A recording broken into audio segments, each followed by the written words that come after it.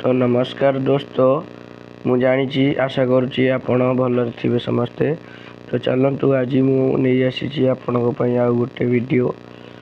तो चलतु देखा विश्वकर्मा फर्निचर कौन कौन बनाऊँ केमती बनाऊँ ता विषय सागे कथा।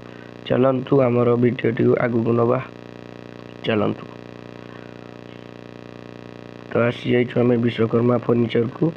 तो ये जहाँ किणवे आप 10-15 हज़ार भितर मिल जाव।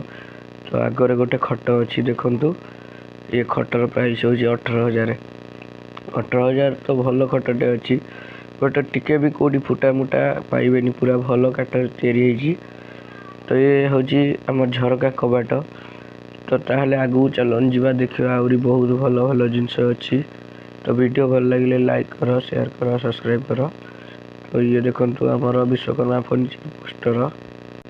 तो चलन देखा आहरी बहुत बहुत जिनस अच्छी। तो वीडियो भल लगी भाई प्लीज लाइक कर, सब्सक्राइब कर भाई, और कमेंट रे आपण ना घर लिखि दियो।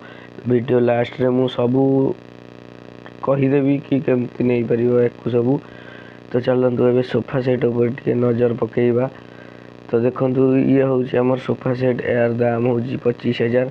तो 25,000 ये छोट छोट सोफा दुईटा आउ बड़ सोफा गोटे टीपॉय गोटे अच्छी।